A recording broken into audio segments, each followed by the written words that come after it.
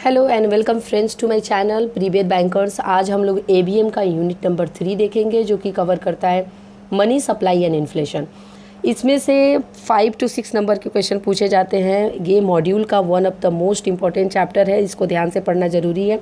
इसमें हम लोग मनी के बारे में देखेंगे, मनी सप्लाई के बारे में देखेंगे, इन्फ्लेशन के बारे में, इन्फ्लेशन के कारण के बारे में एंड इन्फ्लेशन के मेजर्स क्या होते हैं उसके बारे में देखेंगे। So let's begin with the chapter. यहाँ पे सबसे फर्स्ट है व्हाट इज़ मनी। मनी क्या है? Money is anything which perform the following 4 function. Money हम किसी भी चीज़ को कह सकते हैं जो ये 4 फंक्शन को परफॉर्म करता है। फर्स्ट है मीडियम ऑफ एक्सचेंज, सेकेंड है a measure of value, third है store of value and fourth है standard for deferred payment. So सबसे पहला मीडियम ऑफ एक्सचेंज। इसका मतलब है कि हम पैसे से किसी भी वस्तु को एक्सचेंज कर सकते हैं। जैसे सपोज कि आप कोई सामान खरीदने जाते हैं तो दुकानदार को आपको सामान देता है, दुकानदार आपको सामान देता है और आप उसके बदले में उसे पैसे देते हैं, तो ये हो जाता है कि सामान के बदले पैसा, तो मीडियम ऑफ एक्सचेंज हो जाता है। मतलब मनी जो है वो एक मीडियम ऑफ एक्सचेंज है, किसी भी वस्तु को पैसे से एक्सचेंज किया जा सकता है, खरीदा जा सकता है। सो सेकेंड है अ मेजर ऑफ वैल्यू। यह जो है यह किसी भी चीज़ का वैल्यू बताता है। जैसे कि आप किसी भी टोटल कार शोरूम में जाते हैं जहाँ पे डिफरेंट तरह के कार हैं, तो अलग अलग ब्रांड के कार खड़ी है। सपोज एक वैगनार है, दूसरी स्विफ्ट डिज़ायर है, तीसरी ऑडी है। तो पैसे के माध्यम से ही सामान की वैल्यू का पता चलता है कि अच्छा ठीक है, ये ऑडी है तो ज़्यादा महंगी होगी और ये वैगनार है तो इसकी कीमत ये होगी।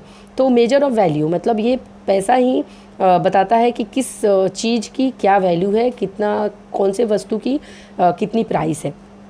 थर्ड हो जाता है store of value over time.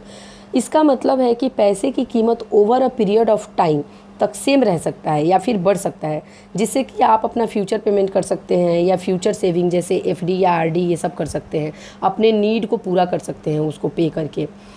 Then fourth आ जाता है standard for deferred payment. Deferred payment का मतलब कि किसी आउटस्टैंडिंग बिल या फिर कर्ज का कुछ दिन के लिए पेमेंट पोस्टपोन कर दिया गया है जो कि फ्यूचर में पेमेंट करना है, तो मनी का यूज हम डेफर्ड पेमेंट के लिए भी कर सकते हैं। जैसे कि लोन लेते हैं तो ईएमआई भरने के लिए, मतलब एक पीरियड के बाद ही भरना होता है, तो डेफर्ड पेमेंट का मतलब वही हो जाता है कि आउटस्टैंडिंग बिल या कोई कर्ज है या डेट है तो उसको चुकाने के लिए भी आप मनी का यूज़ कर सकते हैं। देन आता है मनी सप्लाई। तो money supply refers to the stock of money available in the economy at a given point of time. तो एक पॉइंट ऑफ टाइम पर कितना मनी इकोनॉमी में अवेलेबल है उसे मनी सप्लाई कहते हैं। मनी सप्लाई का डेटा जो है वो आरबीआई पब्लिश करता है फोर्टनाइटली बेसिस पे। फोर्टनाइटली का मीनिंग 14 नाइट होता है और जिससे 14 डेज़ या फिर 2 वीक बोलते हैं। तो ये one of the most important है। ये क्वेश्चन पूछा जा चुका है कि आरबीआई जो है वो मनी सप्लाई को रिकॉर्ड करती है और पब्लिश करती है कौन से बेसिस पे, daily basis, weekly basis, fortnightly basis, monthly basis. तो आपका आंसर हो जाएगा फोर्टनाइटली बेसिस पे। उसके बाद यहाँ पे देता है कि money supply affect the price level, exchange rate, business cycle. Money supply किस किस चीज़ों को अफेक्ट कर सकता है? तो प्राइस लेवल को अफेक्ट कर सकता है, एक्सचेंज रेट को अफेक्ट कर सकता है, बिजनेस के साइकिल को अफेक्ट कर सकता है। उसके बाद है कि it may also affect the growth of GDP. GDP के ग्रोथ को भी अफेक्ट कर सकता है। मनी कहने का मतलब कि मनी सप्लाई पे ही डिपेंड करता है कितना मनी है, उसके हिसाब से अगर मार्केट में ज़्यादा पैसा है तो फिर उसके हिसाब से लोग चीज़ों की डिमांड ज़्यादा करने लगेंगे, तो उस हिसाब से जीडीपी में भी ग्रोथ या जो भी है इसका ग्रोथ है अफेक्ट हो सकता है। नेक्स्ट है कि the ratio between nominal GDP and money supply is called velocity of money. अभी वेलोसिटी ऑफ मनी को समझने से पहले हम लोग जीडीपी समझते हैं कि जीडीपी क्या होता है। इसको मैं एक पेपर पे आपको बताती हूँ। सो जीडीपी जो है अपने नाम में ही अपना डेफिनेशन रखता है। अभी यहाँ पे देखिए ग्रॉस का मतलब टोटल या सम ऑफ, किसी भी चीज़ का सम ऑफ करते हैं, समेशन करते हैं। फिर डोमेस्टिक का मतलब, डोमेस्टिक या इंटरनेशनल आप सब जानते हैं कि डोमेस्टिक का मतलब हो जाता है within our countries boundary, मतलब अपने कंट्री के बाउंड्री के अंदर तो चीज़ें प्रोड्यूस होती है तो डोमेस्टिक कहलाती है। और प्रोडक्ट का मतलब तो पता है कि गुड्स एंड सर्विसेज। सर्विसेज भी तो एक तरह का प्रोडक्ट है। हम लोग तो सर्विस इंडस्ट्री में हैं, बैंक में हैं, तो सर्विस भी तो एक प्रोडक्ट है। अगर अच्छा सर्विस हुआ तो उस हिसाब से जो है आपका सर्विस के बेसिस पे भी प्रोडक्टिविटी बढ़ती है। देन सर्विसेज प्रोड्यूस्ड, ठीक है। तो यहाँ पे जीडीपी का मतलब कि ग्रॉस डोमेस्टिक प्रोडक्ट, तो gross sum of total goods and services produced within our country boundary, ये जो है ये जीडीपी कहलाता है। ठीक है, तो मतलब जितने भी फिनिश्ड या फाइनल गुड्स एंड सर्विसेज अपनी कंट्री के बाउंड्री के अंदर with in a specific time period में प्रोड्यूस हुए हैं, उनका टोटल मॉनेटरी वैल्यू ही जीडीपी कहलाता है। अगर एग्जांपल के लिए ले लें कि मतलब बोला जाए कि अगर अपना कंट्री का कोई कंपनी है और फॉरेन में जाके प्रोड्यूस करती है, मैन्युफैक्चर करती है कोमोडिटीज़ को, तो वो अपने कंट्री में जीडीपी में नहीं काउंट किया जाएगा। बट कोई फॉरेन कंट्री का कोई भी कंपनी है और अपने कंट्री में विद इन अ बाउंड्री में कुछ चीज़ें प्रोड्यूस करती है, तो उसको भी जीडीपी में कंसीडर किया जाएगा। तो ये हो गया अपना जीडीपी के बारे में। अब उसके बाद नेक्स्ट यहाँ पे एक चीज़ दिया है कि the ratio between nominal GDP and money supply is called velocity of money. तो वेलोसिटी ऑफ मनी का मतलब क्या होता है कि वेलोसिटी ऑफ मनी का मतलब nominal GDP divide by money supply. यहाँ पे दिया है ना रेशियो का मतलब कि हम लोग को रेशियो निकालेंगे तो nominal GDP divided by money supply. तो हम लोगों ने तो ये देख लिया कि जीडीपी क्या होता है, और जीडीपी दो तरह के होते हैं, एक होता है रियल और दूसरा होता है नॉमिनल। तो रियल जीडीपी किसे कहते हैं, हम लोग थोड़ा ऐसे सिर्फ अभी समझने के लिए पढ़ लेते हैं कि किसे कहते हैं, आगे के चैप्टर में बहुत अच्छे से उसको हम लोग पढ़ने वाले हैं। तो रियल जीडीपी जो होता है वो बेस ईयर के प्राइस के बेसिस पे कैलकुलेट होता है, और नॉमिनल जीडीपी जो होता है जो यहाँ पे दिया है वो करेंट ईयर के प्राइस के बेसिस पे कैलकुलेट होता है। तो वेलोसिटी ऑफ मनी का मतलब यहाँ पे दिया है। अब वेलोसिटी ऑफ मनी को भी हम लोग एक ना बुक पे समझते हैं तो अच्छे तरीके से समझ में आएगा। सपोज ए है, एक पर्सन है, और बी एक पर्सन है, इसके पास 100 रुपये हैं और इसके पास 100 रुपये हैं। ठीक है, तो अभी क्या करता है, ए ने कुछ सामान खरीदा बी से 100 रुपये का, और इसको ये 100 रुपये अपना दे दिया इसके पास से।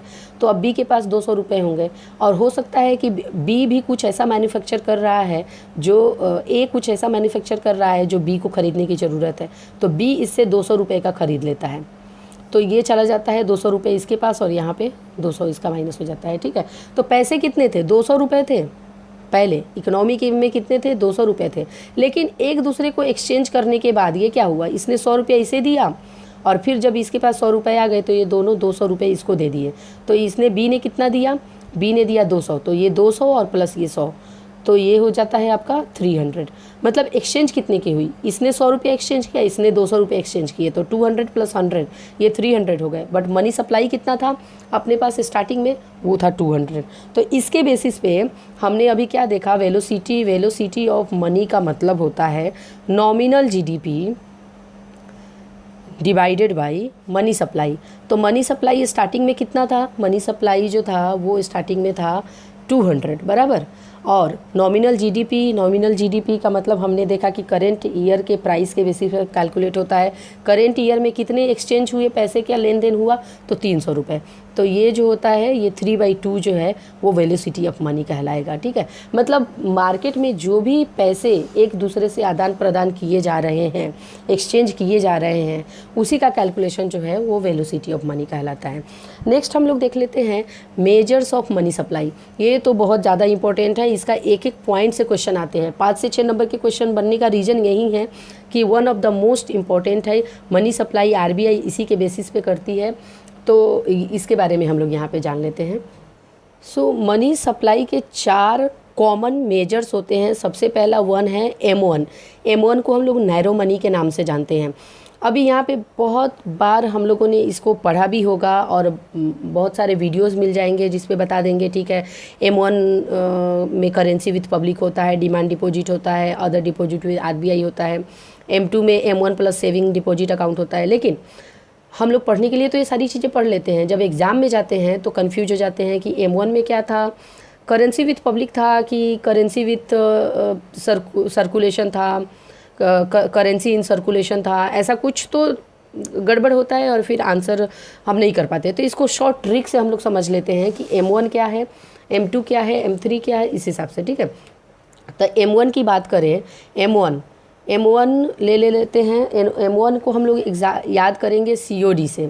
COD मतलब पब्लिक का COD, किसका COD, पब्लिक का COD। पब्लिक का COD कहने का मतलब है कि हम इस कन्फ्यूजन से दूर हो जाएं कि करेंसी इन सर्कुलेशन है कि करेंसी विथ पब्लिक है। तो इसीलिए पब्लिक का COD बोल रही हूँ कि सबसे पहला है, यहाँ पे आप COD से याद रख सकते हैं कि M1 currency with public, public का COD मतलब करेंसी विथ पब्लिक, C से, O से other deposit with RBI and D से demand deposit with banking system. ठीक है, तो ये M1 COD हो गया। M2 क्या करेंगे, M2 के केस में हम लोग करेंगे M2 को कैसे याद रखेंगे, COD को पोस्ट ऑफिस में जाकर सेविंग अकाउंट में सेविंग कर दिया। ठीक है, पब्लिक का जो COD था उसको पोस्ट ऑफिस के सेविंग में पोस्ट ऑफिस में जाकर सेविंग अकाउंट में सेविंग कर दिया। तो इसका मतलब क्या हो गया, M2 का M1 तो हमें पता है ना COD है, पब्लिक का COD, और उसको क्या किया हमने, saving deposit of post office में, सेविंग बैंक में हमने जाके उसको डिपॉजिट कर दिया। तो M1 plus saving deposit of post office saving bank. इतना ध्यान रखिए कि सिर्फ सेविंग अमाउंट ही post office saving bank deposit का अमाउंट ही लेता है यहाँ पे M2 कैलकुलेशन के लिए। फिर थर्ड कैसे याद रखेंगे, M3, तो M1 plus time deposit with banking system. तो थर्ड याद रखने के लिए हम लोग क्या करेंगे, M3 में, क्योंकि तीनों में कॉमन है ना, M1 तो COD लिखिए या M1 प्लस ये लिखिए, फिर M1 प्लस आगे क्या करना है, तो M1 का मतलब तो COD हमने बोला कि पब्लिक के COD को कहाँ पे डिपॉजिट किया, बैंक में जाकर टाइम डिपॉजिट कर दिया। यहाँ पे बैंक में जाकर टाइम डिपॉजिट किया है। ठीक है, तो थर्ड हो जाता है अपना M3 को ब्रॉड मनी के नाम से भी जाना जाता है। और उसके बाद M4, एक आप ऐसे याद रखिए कि M4 जो है वो M3 plus all deposit with post office saving bank excluding NAC national saving certificate, जो कि अपना लॉकिंग होता है, तो इसको एक्सक्लूड करके बाकी सारे all deposit with post office saving bank का जो है M3 के साथ ऐड करेंगे तो वो कहलाता है M4। तो ये चारों याद रखेंगे आप। M1 का मतलब COD, पब्लिक का COD, currency with public, demand deposit and other deposit with RBI। Then M2 में पब्लिक का सेविंग को कहाँ पे जाके, पोस्ट ऑफिस के सेविंग अकाउंट में जाके सेविंग कर दिया। M3 को आपने पब्लिक के COD को टाइम डिपॉजिट बैंकों में जाके और टाइम डिपॉजिट कर दिया, मतलब FD या RD बनवा दिया। फिर M4 में कैसे याद रखेंगे, M4 में M3, ये जो M3 है plus all deposit with post office saving bank, ठीक है, एक्सक्लूडिंग NAC। अब यहाँ पे कुछ टर्म्स दिया है कि करेंसी विथ पब्लिक का मतलब होता है currency in circulation minus cash held by bank. जो भी करेंसी सर्कुलेशन में है, ये पब्लिक का करेंसी निकालने के लिए, यहाँ पे करेंसी विथ पब्लिक निकालने के लिए जितने भी अमाउंट सर्कुलेशन में मनी सप्लाई है वो बैंक में जितने भी डिपॉजिटेड हैं उससे माइनस कर देंगे तो करेंसी विथ पब्लिक निकल के आता है। डिमांड डिपॉजिट का मतलब सबको मालूम है कि करेंट या सेविंग अकाउंट का पैसा होता है। टाइम डिपॉजिट भी सबको मालूम रहता है कि FD या RD के पैसे को टाइम डिपॉजिट कहते हैं। ठीक है, यहाँ पे देखिए उसी का शॉर्ट में बताया कि टाइम डिपॉजिट क्या होता है, डिमांड डिपॉजिट क्या होता है। नेक्स्ट हम लोग देखेंगे इन्फ्लेशन किसे कहते हैं। तो इन्फ्लेशन का हिंदी होता है महंगाई।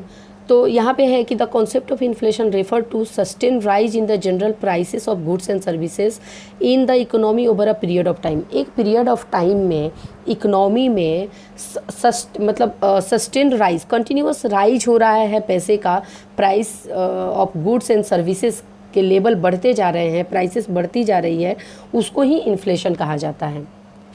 ये प्राइसेस, गुड्स एंड सर्विसेज के प्राइसेस क्यों बढ़ रहे हैं, ये इसलिए बढ़ते हैं क्योंकि डिमांड बढ़ गई है।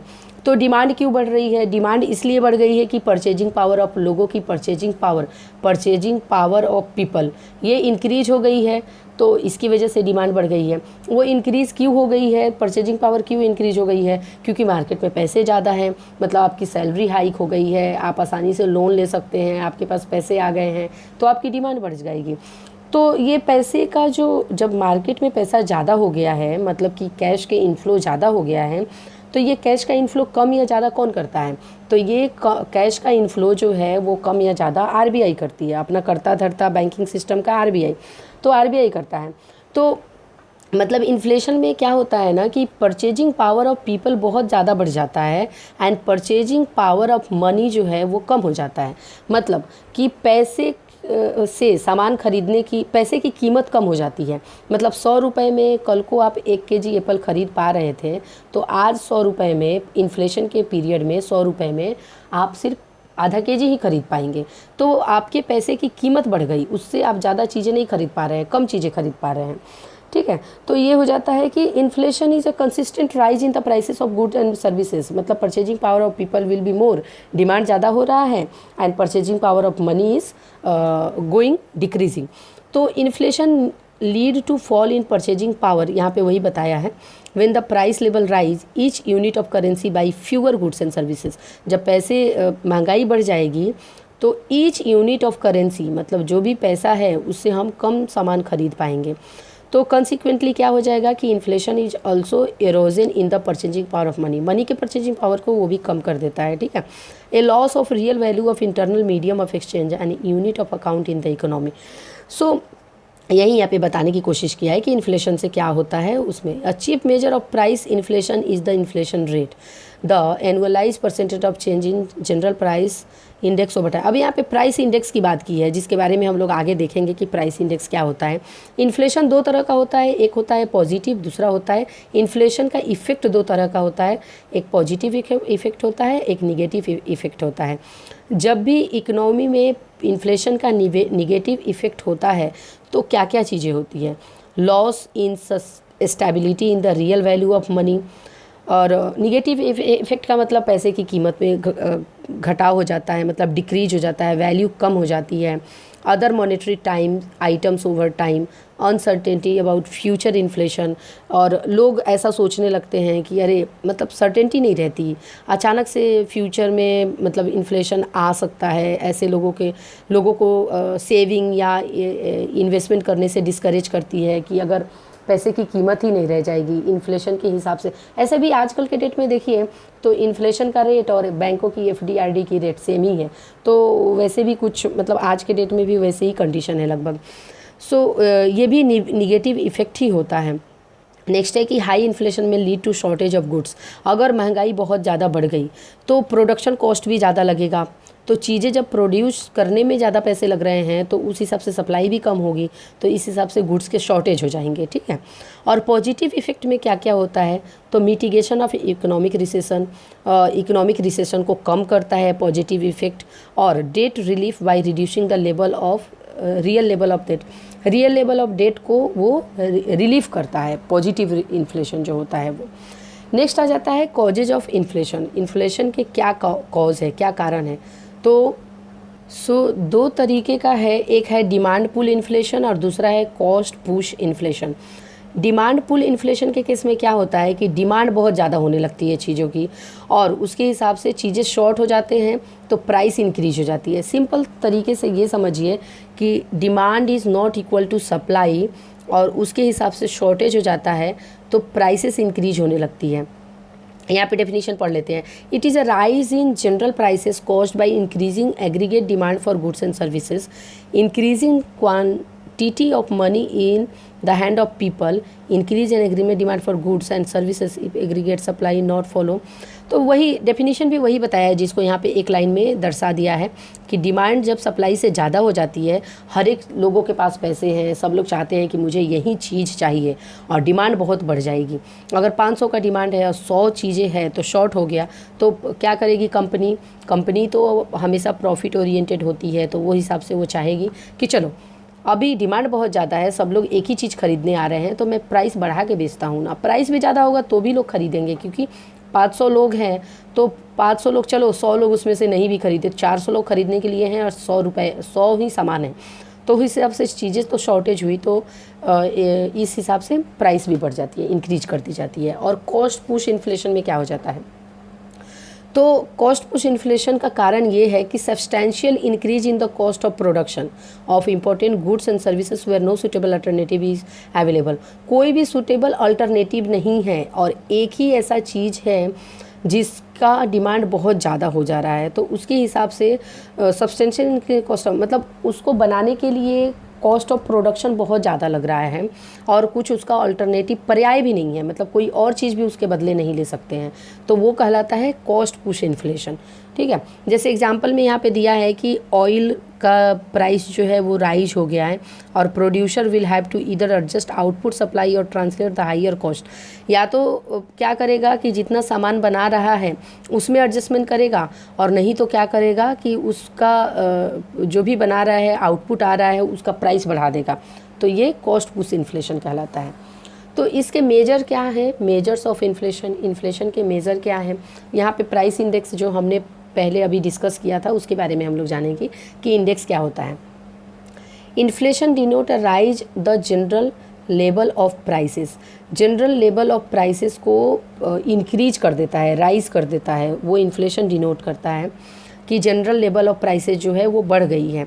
तो general level of price level is measure by price index. ये जनरल प्राइस लेवल जो है ये कैसे मेजर किया जाता है, कैसे पता चलता है कि इन्फ्लेशन आ गया है या इन्फ्लेशन है या कितना परसेंट है, कैसे हम पता करते हैं।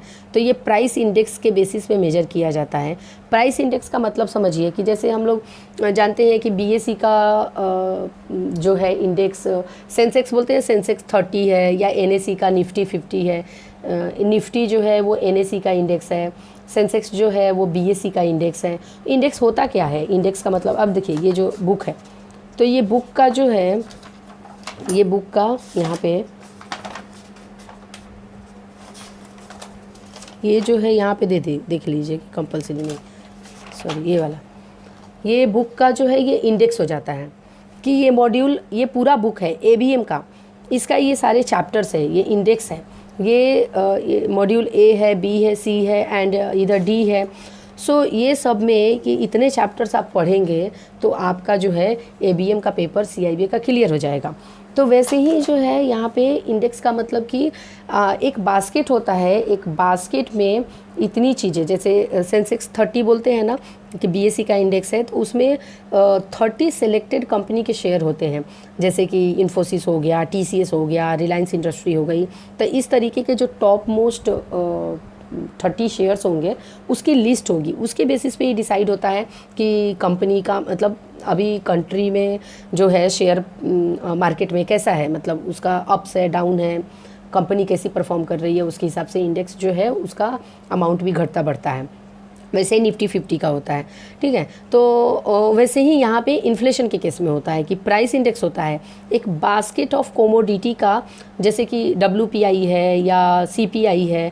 तो WPI में सपोज समझिए कि 600 समथिंग 697 या समथिंग ऐसे कोमोडिटी का बास्केट होता है, जैसे कि पेट्रोल हो गया, मैन्युफैक्चरिंग सेक्टर हो गया।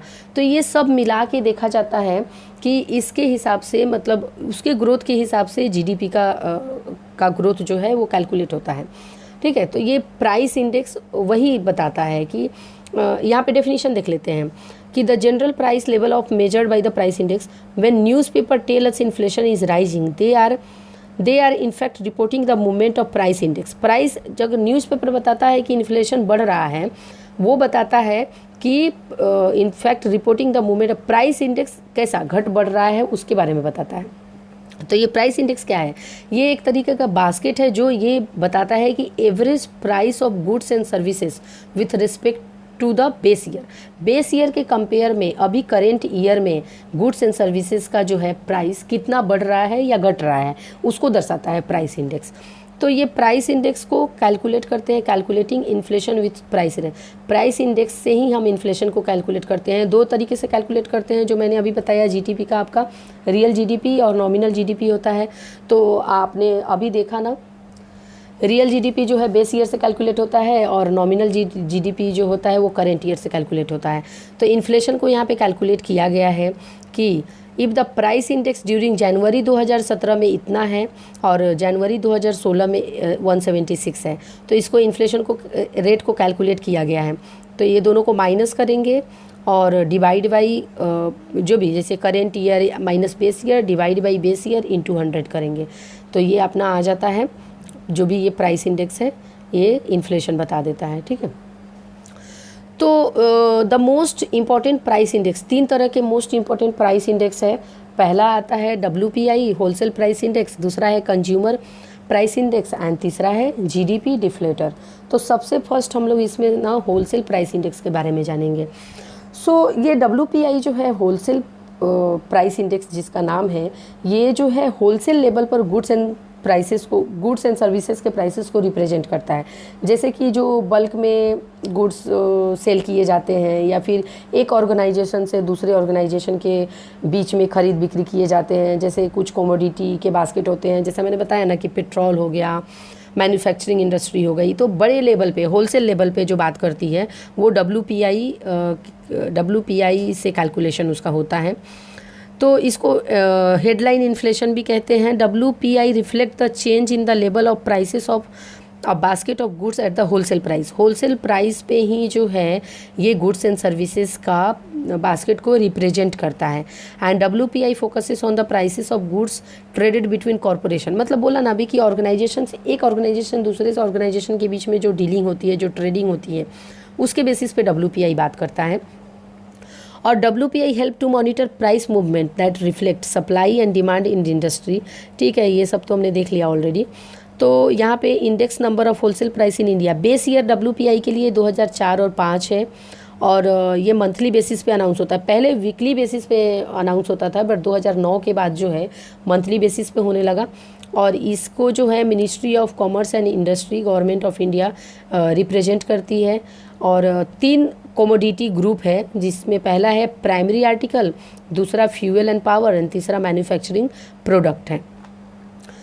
देन नेक्स्ट है कि reserve bank of India has adopted the new consumer CPI कर दिया। अभी देखिए, ये जो RBI ने एक अडॉप्ट किया न्यू कंज्यूमर प्राइस इंडेक्स, इसको RBI ने करीब अपना श्री रघुराम जी राजन अपने RBI के गवर्नर थे।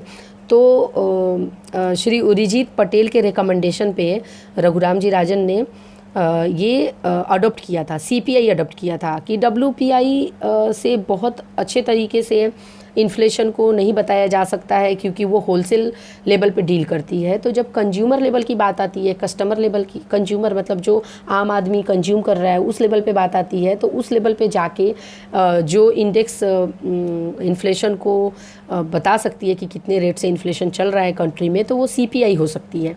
तो इसको 2014 में as the key measure inflation, तो 2014 में इसको अडॉप्ट किया गया। Earlier RBI use to give more weighted to wholesale.